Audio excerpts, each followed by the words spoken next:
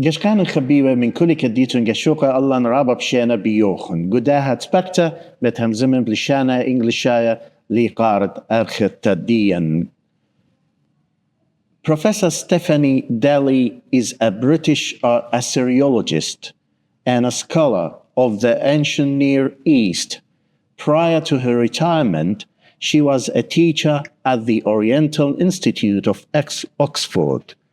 She is known for her publications of cuneiform text and her investigation into the Hanging Garden of Babylon and her proposal that it was situated in Nineveh and constructed during Sennacherib's rule.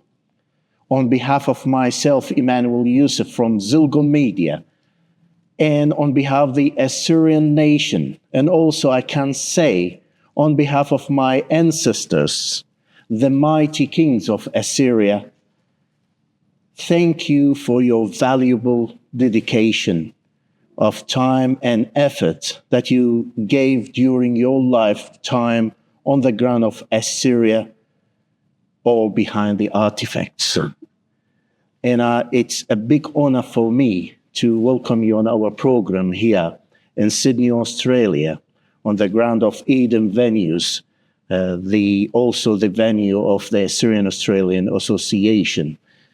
Thank you so much for this interview and very welcome, Professor.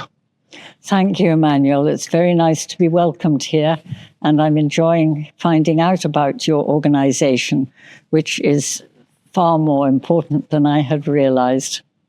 I find it very difficult, of course, with this short time, to put thousands of years and your knowledge into 1 hour, but it's an honor. And also, I cannot stress enough to thank you for this time and this golden opportunity.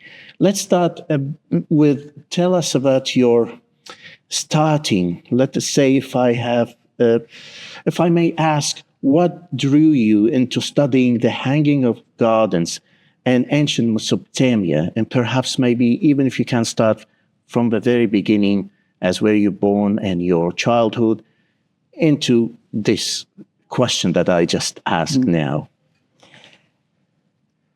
Well, I was brought up mainly in Cambridge. I was born during the Second World War, me and my three sisters, and my parents were there mainly. But when I went to school in Cambridge, I had no idea that I wanted to be, in particular, an Assyriologist. In fact, until I was about 18, I had no idea where the Middle East was, where Iraq was. When I first had an offer to go on a dig there, I had to go to my atlas to find the place. Wow. Because the education, of course, that you have in a place like Cambridge, it does its best, but it doesn't encompass the whole world. Indeed. And you have to learn about things that are regarded as more closely related to your own culture. So we did a certain amount of English history, we did a certain amount of Greece and Rome, but I hadn't heard really of the Babylonians. And of course, I'd seen pictures of reconstructions of the Hanging Gardens, but I didn't really know what they were all about. And I believe in your documentary, you visited Iraq very quickly. How did you see Iraq in the beginning when the first time you visited, and then you went back to film that documentary? How did you see the differences? Well, when I first went to Iraq, I was just had a wonderful time because it was so different from Cambridge. You know how it is when you're 18 or so and you want to get away, have adventures, see something different. And I just loved the differences and the particular way in which a whole set of values seemed to be different among the people of Iraq. I loved the territory, and I loved the excitement of excavation, where I had not realized that you could dig up thousands of clay tablets which had records of administration and literature and religious content, hymns and prayers, and they had never been read before. For 4,000 years, some of them had been hidden in the ground. And when they come up, they're dirty. You've got to clean them before you can see what you've got. They crumble a bit. They have to be handled very carefully. But it's miraculous that it survives. And then you have the excitement, which eventually I learnt. I went back to Cambridge and studied there to learn how to do it. So then I could go back and publish these cuneiform tablets and tell the world what they said. And that's why you dig, or one of the reasons why you dig. And to my mind, texts are the most important things. They tell you a lot more than most of the other things that you dig.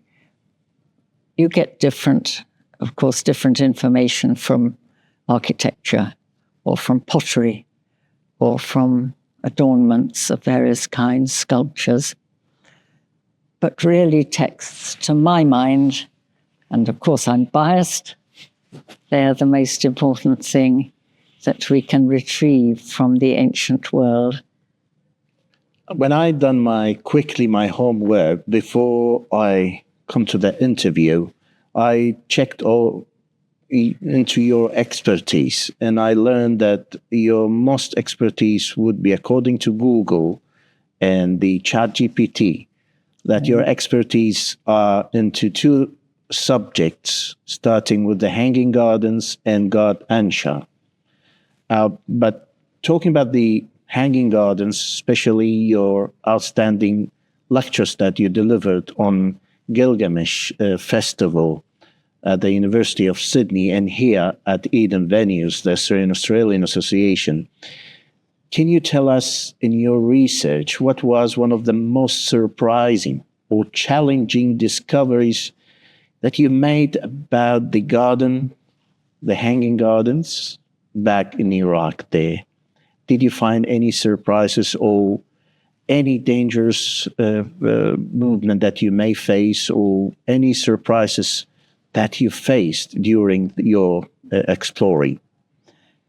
Do you mean during the filming, actually? It could be, yes. Yes. It would be more emphasized on that, yes, during the filming time. Well, especially, if I may say, it was during the ISIS when they attacked or conquered the state, if I'm not mistaken. No, I don't think. I mean, certainly when we were in the area around Nineveh, it was not possible for me to go there. Mm-hmm. We were in Erbil, and of course, if you arrive with a camera crew and all the people who are looking after this documentary, you could be a target for people to take and ask for ransom, which would cause an immense amount of trouble to a whole lot of other people. Indeed. Quite apart from being alarming for yourself. But I didn't feel that the risk was particularly high, and I'm sure that the people who organized it had looked into the troubles. But the result was that I couldn't actually go to Nineveh itself, but we invited two local people who knew what to look out for, how to deal with it all. We showed them a map and exactly where to go, what to look for, in case there was something to be done to identify the site of the Hanging Garden. But actually the mound is so eroded, so damaged by many thousands of years of problems, that there was nothing very specific, I would say, except to know that those two excellent men who took small cameras with them, they said the view was particularly good from the spot where I had suggested the garden was. But otherwise, it's terribly ruined. And you just have to hope for something else to come to light. Perhaps for the very simple or basic person who is viewing this interview, and I remember one of the guests had asked you, why do you think it's very difficult to find the Assyrian artifacts? Why is everything is so deep under the ground and not easy to reach?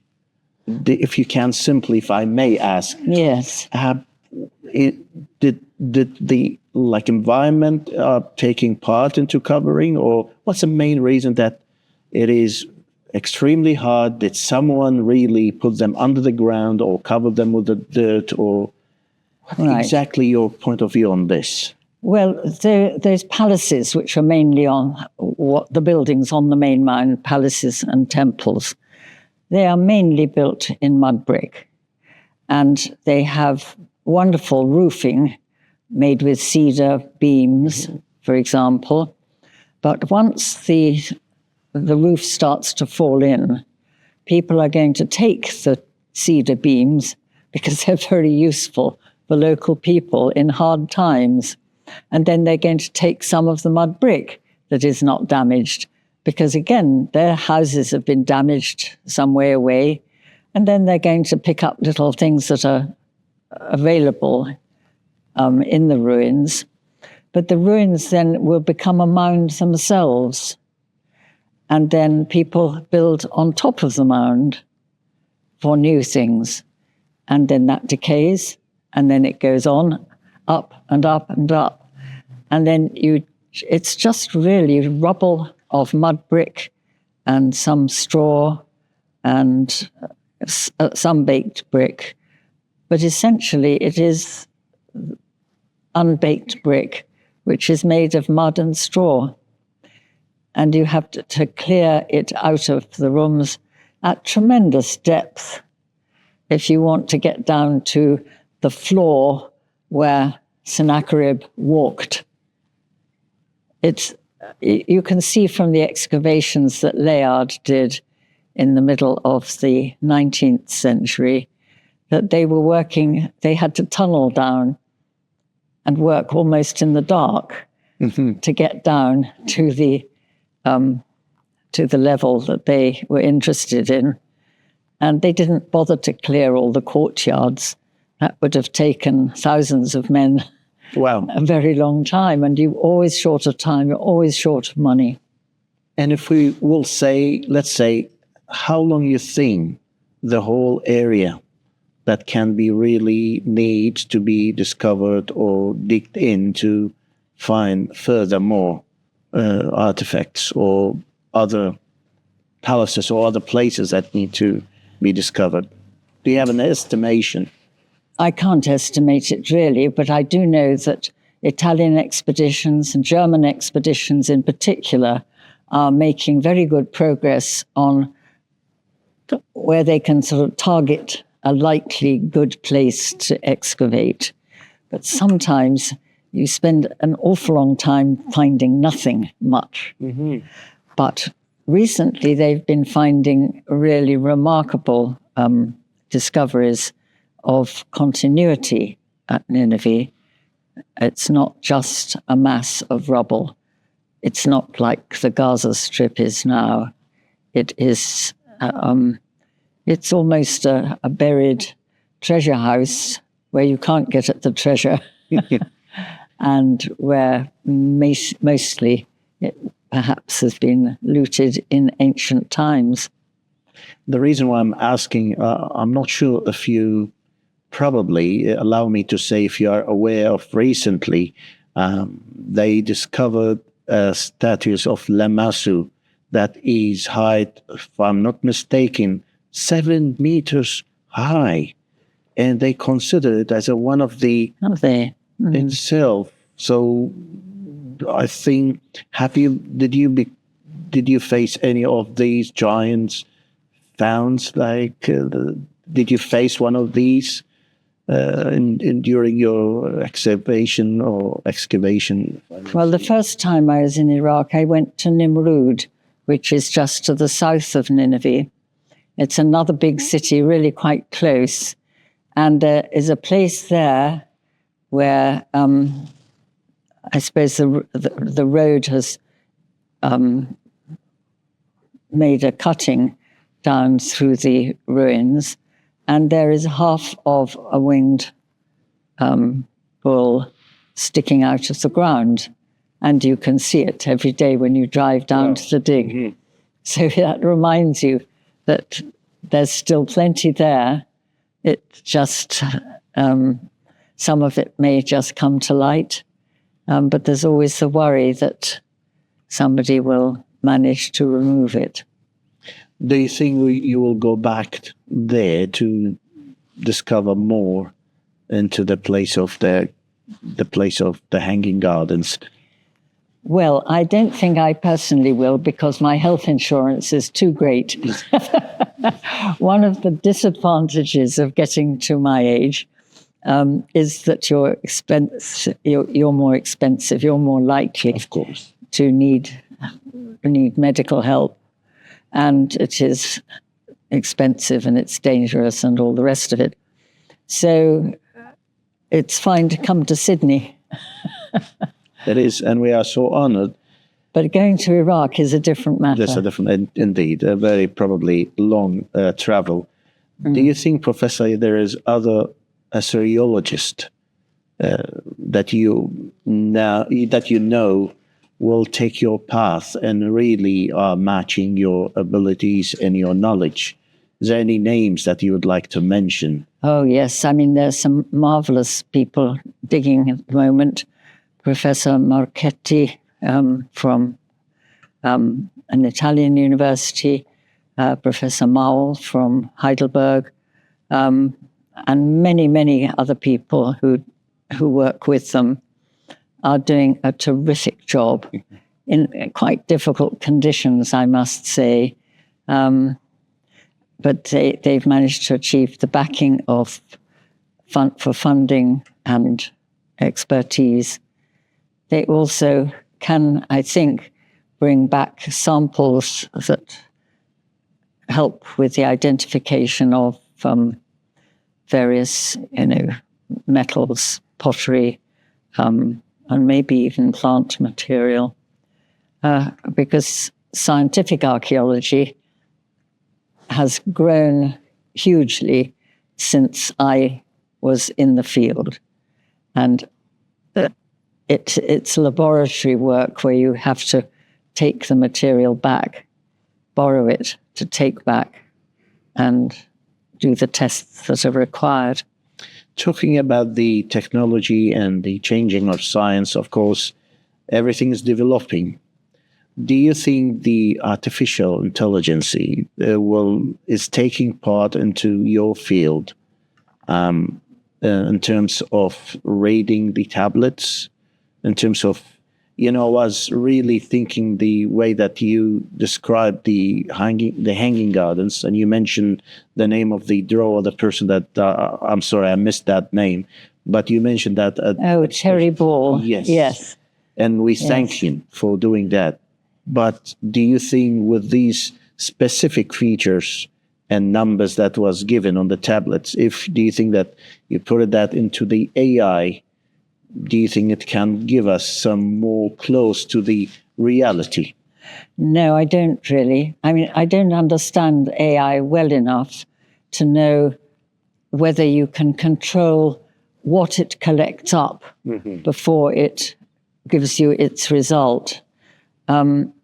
It seems to me that there's been terrific help from AI in establishing with small fragments of cuneiform tablets how they fit together. That's been really quite amazing. But in some ways it's quite limited. And I have deep suspicions of AI for that type of work. What about the reading the cuneiform? Because we are so lucky to have you.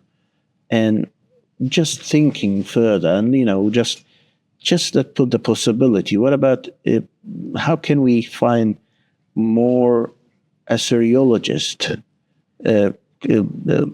These are in front of thousands, or if I may say, 10,000s of, if not more. Oh, hundreds of thousands. Thank you very much. Several million, at the time, probably. And wow.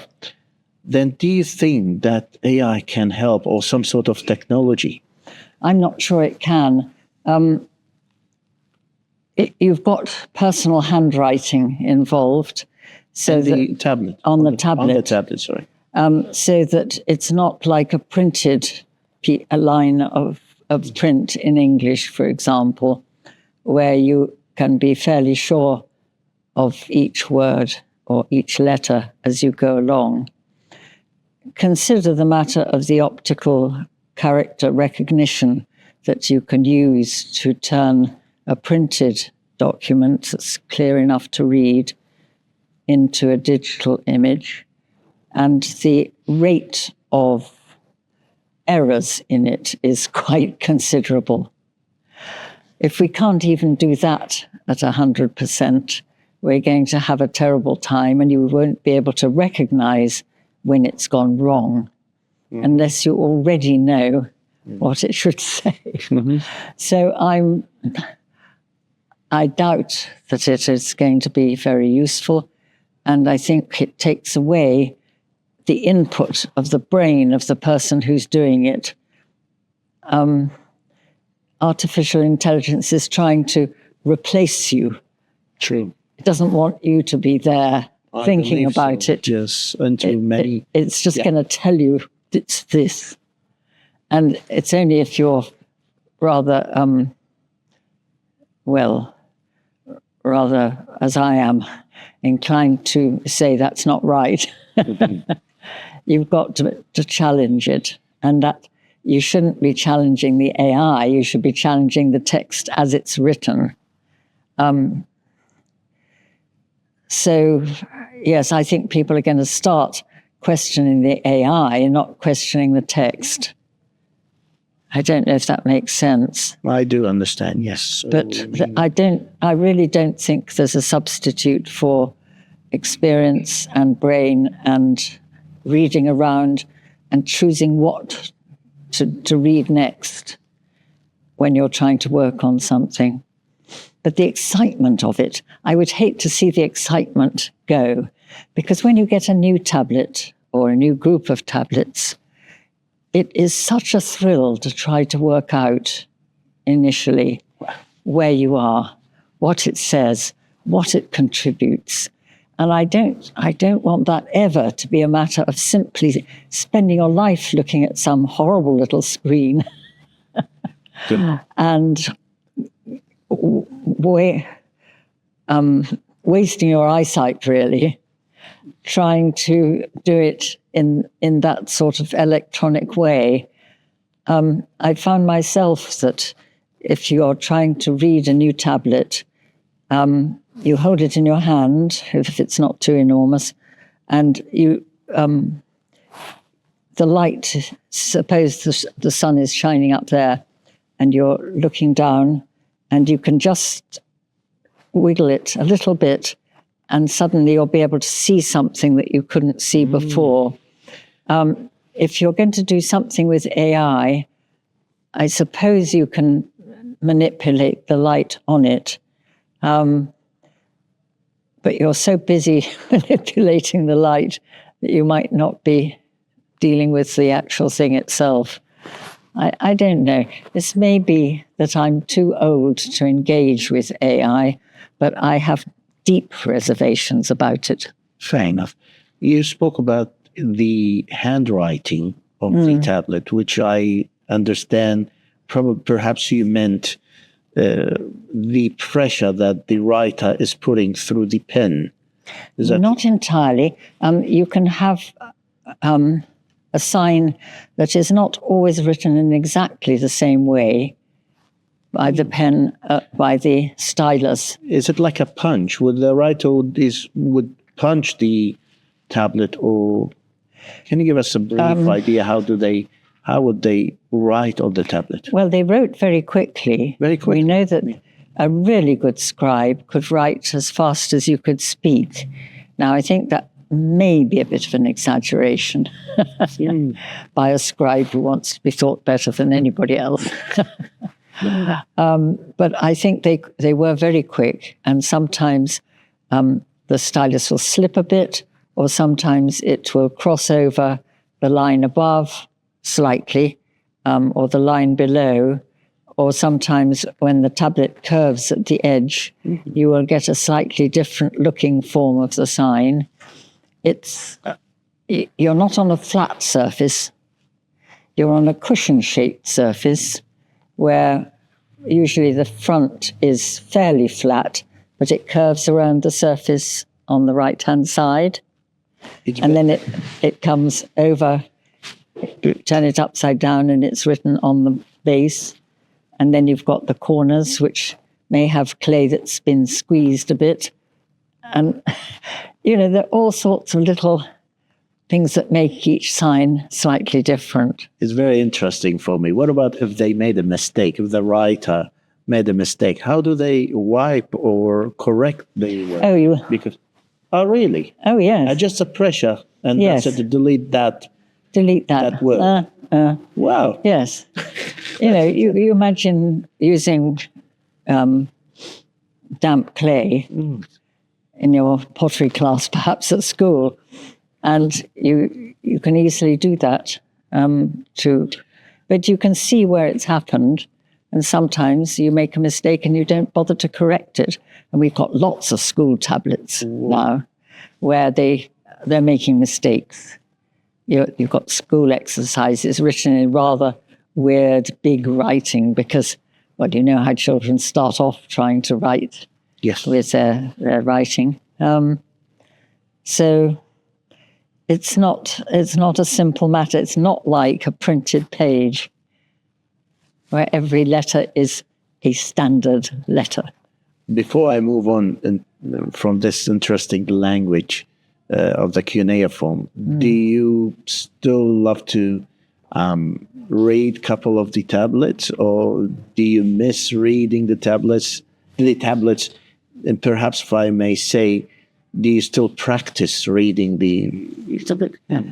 Depends on which language. Yes. The last set of publishing of tablets that I did was 470 something in a private collection, which represented a dynasty where we'd never had anything attached to it before. And people said perhaps it shouldn't have been in the king list.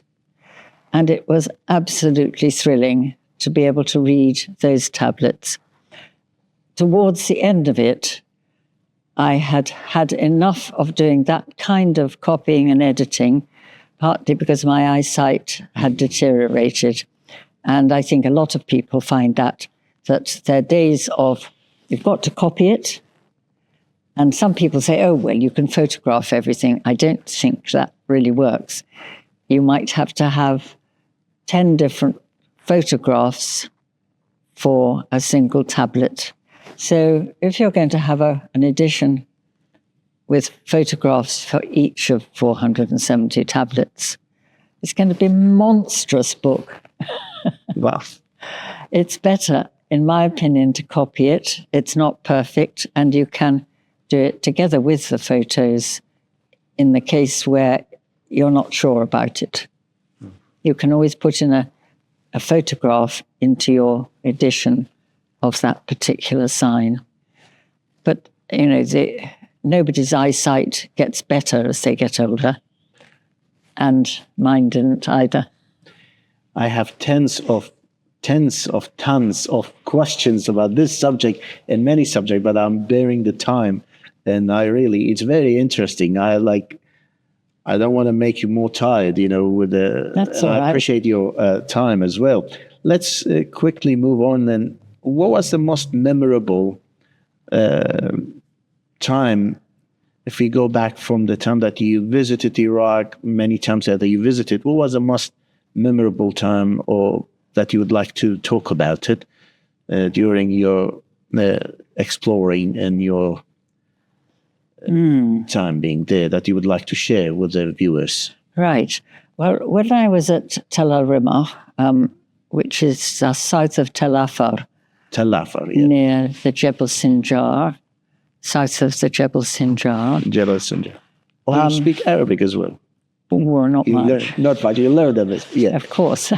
And the modern Assyrian, is it a bit or more probably not to really. Arabic more? Yes, please, carry on. And I like the sound of Arabic very much. The more semantic. Yes, I find it very, a poetic language, really. It is a very poetic language. What about as I said, I have many questions. Sorry about this. We were talking about one thing, and then do you know more than the Assyrian Arabic? Do you know Hebrew, for example? I know Old Testament Hebrew. I had to study that with Akkadian at Cambridge, yes. Wow. And that's relatively easy because it's got good dictionaries and grammars in English. It's got good commentaries. It's a restricted amount of text. So it's quite easy to study it at a certain level. The difficulty is, of course, understanding what you're reading. Yes, indeed.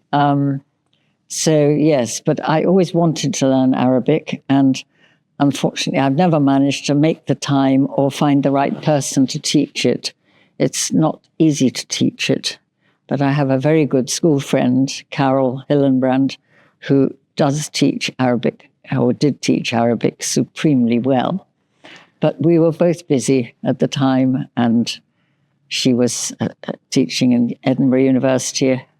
We were both bringing up children. There just wasn't time.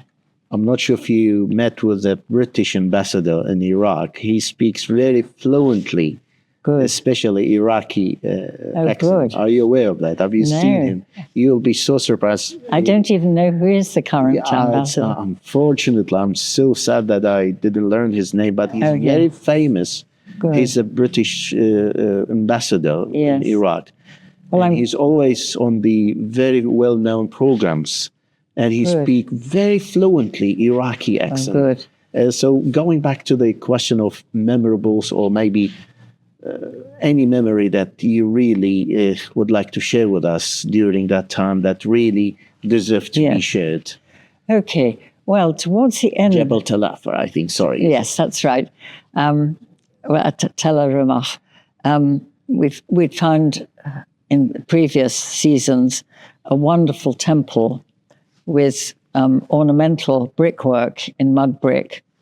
And then we found on the side of the mound another temple of a slightly later date with a wonderful stela of the King Adad-nirari III in the 9th century. And it was in perfect condition in this little temple. That was really extremely lovely. But as usually happens, it was at the end of the digging season when you're actually having to pack up, take stuff back to Baghdad and all the rest of it. And so we had a terrific rush to get it done. But we'd also discovered the Queen's archive in her bathroom in the palace. And there was so much suddenly. You're digging and you're digging and you're not finding very much. And suddenly a whole lot of things come to light. And that is very exciting. So, yes, but then you have the difficulty that another war breaks out in the Middle East and you have to go home and you don't know if you can get back to study them, and it's very difficult. Talking about the royal family can you give us an idea, the Assyrians, how did they bury their dead people? The burial habits it's usually done under the floor of, perhaps in the floor of a courtyard, because you need to be near to your family and you need to make a libation of pure water into the tomb at regular intervals. Okay. I think it's not entirely clear to me what happens after that, but certainly there was an expectation that those people who had died had gone down to the underworld, and they needed the water because that's the basis for life, really. And maybe they had the chance then to go to heaven or something of that kind. But I don't really understand it myself. You just know that you've got a burial, it's under the floor, you can see the pipe for putting the water down, and when the next body comes along, they may shovel it up and put another body into the same place. So that's very interesting. So have you ever come across, could be maybe silly question, but I would say, did you come across any like remaining of the kings? Would they bury them with the customs and the valuables, and or they would have be separated as the Egyptians' civilization? Do we have similarities, or it depends? It depends on the period and the place. I mean, we do have examples of cremation as well. Do we? So there were a lot of different habits, and I suppose with Mesopotamian society, it's so full of people from different areas coming in and joining the society. It's very cosmopolitan, but they don't all have the same habits, of course, when they come. And doesn't seem to have been any feeling that cremation was better or worse than inhumation. You could bury it as you thought fit. They don't seem to have had cemeteries outside the city, as far as we know. And I'm still not clear exactly how it all worked. Fair enough. Have you met with the late Dr. Donnie George? Yes, I did meet him, yes. Do you have any remarks about his journey that you remember? Did you communicate with him, especially when he was the head of the Iraqi Museum prior to 2003? Well, I only met him in Chicago, actually. My knowledge of the museum comes from the 1960s. The 1960s, when, of course, he wasn't yet in that position. There was a different head of the museum. I thought it was a very well-run museum, extremely good. And I was very happy working there for 6 months on my Telerim archive. Wow. We're getting into conclusion, but before we do that, let's cover the second subject, which is the gods Ansha. If you briefly, if I may ask, I'll promise you won't be long. Only another 2 hours. No, I'm just kidding. Okay. Yes. I'm just kidding. To God Ansha, of course, it's a very wide subject. Yes. Is God Ansha is the grandfather of God Ashur, or is he his father? Right. Well, Ansha certainly is the prime mover of creation, together with Kishar in the Epic of Creation. But that's quite a late composition in the form that we have it. Later on, Ansha, in my opinion, has been wrongly thought to be used as a spelling for Ashur. I don't think that's right. And I'm looking into how to prove that Ansha is a god who is a collective of gods. His name is used as a collective for the purpose of swearing oaths of loyalty. Imagine if you're the commander of the army. Okay. And you've got all these officers and important people, and they're coming back from a campaign, and you can't let them into the city until they have sworn an oath of loyalty to the current ruler. And the oaths are ferocious oaths. terrible things are going to happen to you if you don't observe them, if you try to break the oath. So I think this is clear from the vassal treatise of Esarhaddon that some of the oaths are sworn by Anshar, and in the very same text, others of the oaths are sworn to Ashur. So they are separate deities. It cannot be, therefore, that Anshar is used simply as a writing for Ashur. But there's a lot of working out that has to be done for that. Fair enough. Is there any symbol of Anshar? Of course, there's no slideshow that you would show us. But do you think there's a symbol that you learn this is Anshar, or we can, as a simple people, those who are not academic and obviously studied the history, is there any symbol on the artifacts that would say, here we go, this is God's Anshar? I think it may be the winged disc.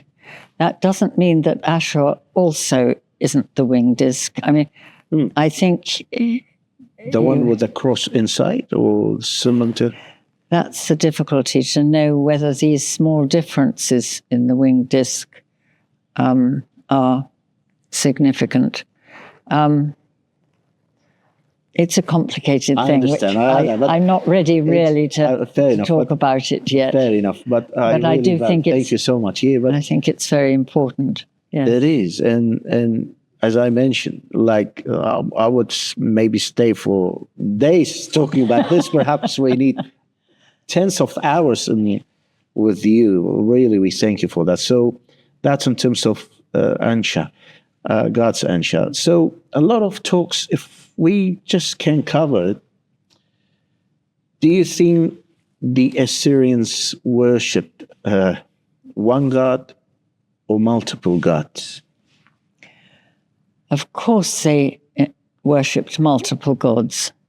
They worshipped a sun god, they worshipped a moon god, they worshipped all sorts of other gods.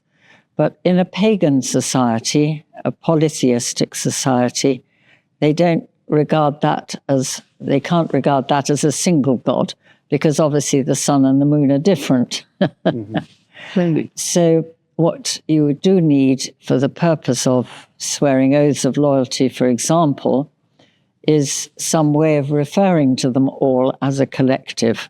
Mm-hmm. And I think that may mislead people into thinking that they're becoming monotheistic.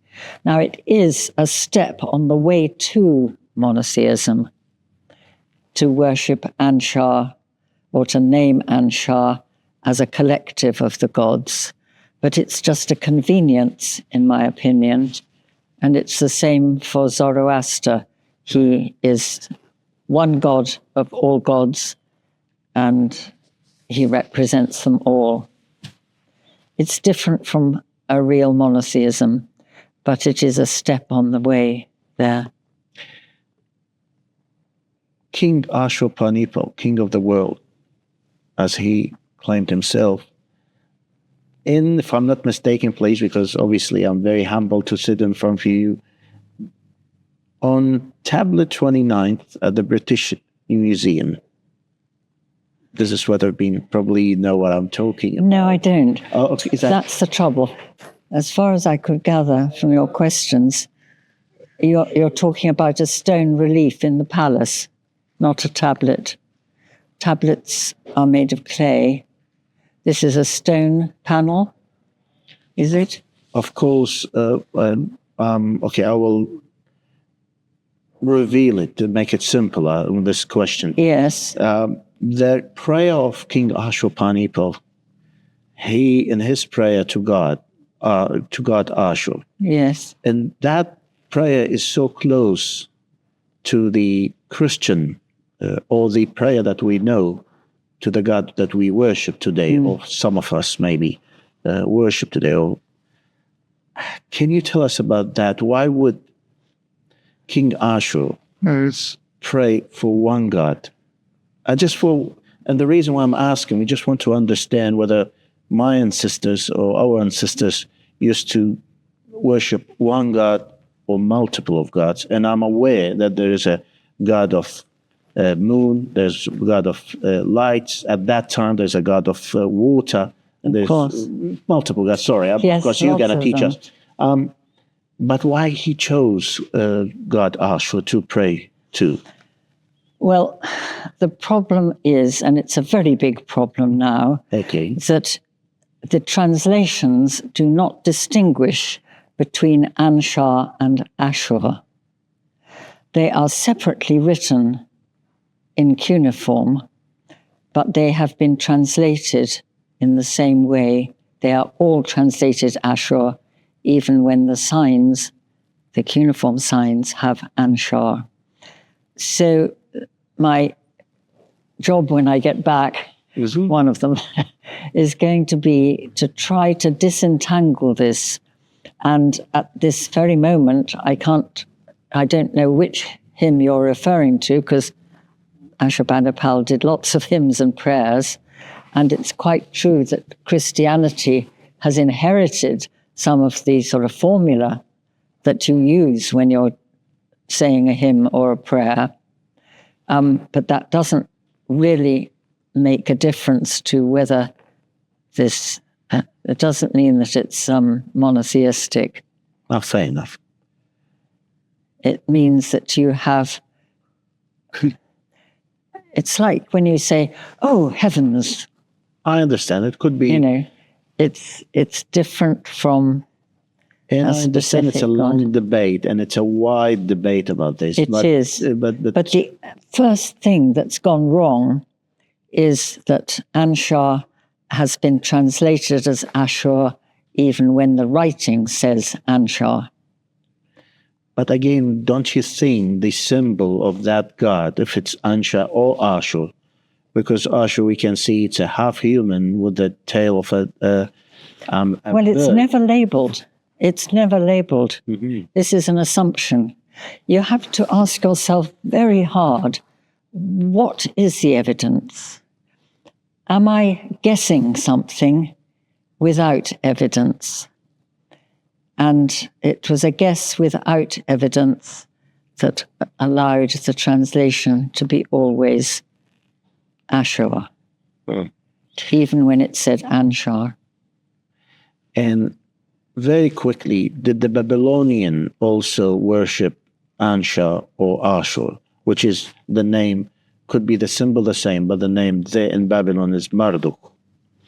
Well, we know that in Uruk, after the fall of Assyria, people from Assyria went down and lived in Uruk. And there they took the name of Anshar, but not the name of Ashur with them. It didn't matter to the people there. You could use the title Baal, Lord, for Marduk, for Nabu, or for other gods. And is Baal in Arabic, sorry to cut you off, but is Baal, you mean Baal in Arabic? No, it's not. It's different. Prior the Muhammad's religion. This is in the time of Nebuchadnezzar II, that Marduk is known also as Baal. Baal. But Baal is the East Semitic version of the name. Baal, you can hear in my voice more strong. You have got the ayin in the middle. True. And it's always distinct from Baal, Baal, or just with a logogram. It's different from Baal, which is the West Semitic. So it's two different gods. It's a title that can be taken by a god who is considered to be the top. So it depends where you are. There are places where the storm god is the top god. So he is Baal in East Semitic, or he can be Baal in West Semitic. West Semitic. So it's quite a complicated business in a way, except that, you know, you can call a number of gods or even people my lord, maybe to flatter them if they're people. and maybe indeed to flatter the god or to pay respect to him, to call him, "O Lord, save me." That's quite a common personal name. "O God, save me. O Lord, save me." It doesn't mean that there's one worshipped, one God is being worshipped. It means it's leaving it open. I think deliberate ambiguity is a great help when you're not quite sure how to do things. How did you see, or how did you find the Gilgamesh Festival here in Sydney, Australia, and your participation? Well, it's come as at the end of a long period of study where I tried to find out what to do with the Gilgamesh epic that I hadn't really done before. And I've been very surprised at what I found and worked extremely hard, partly because I am going to do a fully revised edition of my myths from Mesopotamia, which has been going since 1986, and partly because there's been work done on Gilgamesh after cuneiform, which has come to light in papyri and other sources in the meantime. So it's been a very thrilling ride to have to do this in time to come to Sydney and to be as clear as I possibly could in rather complicated evidence to show that Gilgamesh, his name and the name of Humbaba, name of Utnapishtim, those are found much, much later in non-cuneiform sources, and to find out why that is. So can we claim that Gilgamesh is an Assyrian figure? And if not, why did the Assyrian look after that part? Was it just only to collect the story and put it in Ashurbanipal's library? Or he was really a part of the Assyrian legacy or history? Well, Gilgamesh does start off as a Sumerian hero, and that basically, I think, is Uruk and Ur are the cities where he is most important and where he was thought to be, at some stages, the ruler. The Assyrians were in awe of the literary achievements of the Babylonians and the Sumerians, and so they collected what they could, and then they modified it, they made it their own, and they developed it, just as some perhaps French or German literature will be developed in England by people who admire it, and work is written that derives from it. So it isn't originally Assyrian, but it is a credit to the Assyrians that they picked it up and studied it and copied it and modified it in parts for their own use. And in the reign of Sargon II, it looks as if he made some alterations in the epic.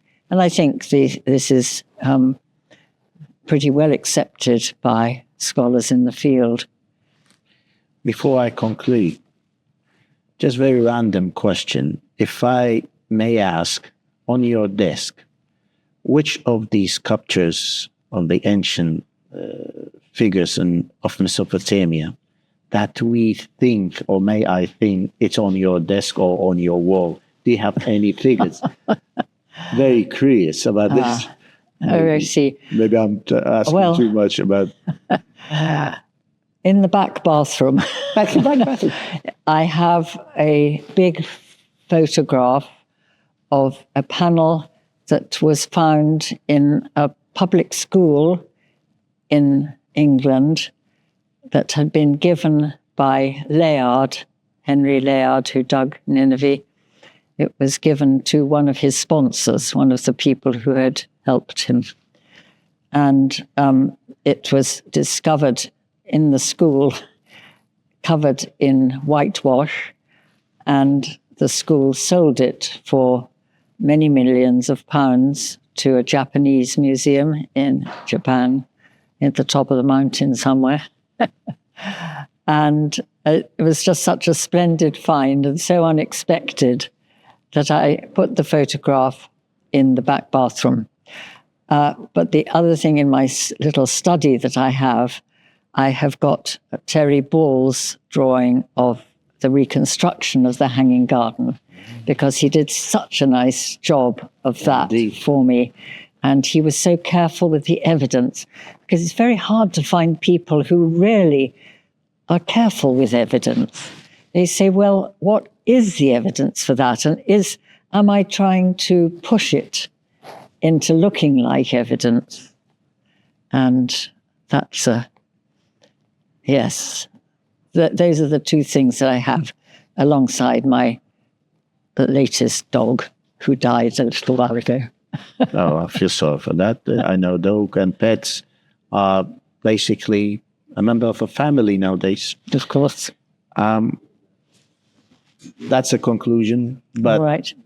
I cannot stop. And every time remembering one thing to ask, but I promise you, this is the last question. Okay. Or last two questions. It's maybe last better two? to answer. Okay. How did you see the Assyrian community here in Sydney, Australia? And perhaps if you have a chance, maybe you might visit Melbourne. I'm not sure, but probably. How did you see the Assyrian community? And I believe I saw the photos. You visit the schools, yes, the primary schools, and probably you might visit the secondary or the high school. Yes.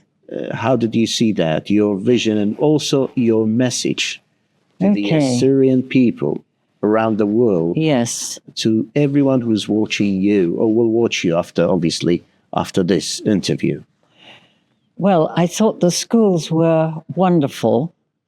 I did wonder myself, people are discussing, of course, whether getting back to an original homeland is a possibility. And I don't feel that I can discuss that really, because I have my reservations about that. And it seems to me that Jewish communities outside Israel have done very well without having to have a homeland. Australia is very lucky, actually, to have the Assyrians, because they have real scholarly values and real scholarly interests. The reservation that I would have is that they're having more and more to learn Assyrian from outside Assyria, and that they are not then learning a second language which will be useful in other parts of the world, so that it's possible that will restrict employment opportunities. This has happened in Wales, in a part of the United Kingdom, where they have revived their language very effectively, and they teach it in all their schools. But the parents say, we're glad we're doing this, but our children are not able to get jobs where they require to learn Spanish or Arabic or whatever. So I have only just been introduced to these issues while I've been here, and it's been very, very interesting to have to think about them. But I am a learner in the respect of giving you any kind of answer. Probably you should totally ignore what I say. Indeed. Many times I saw in your lectures, and Professor Perpola, you reference your speech and you went going backward and forward from the Bible or from the... Yes.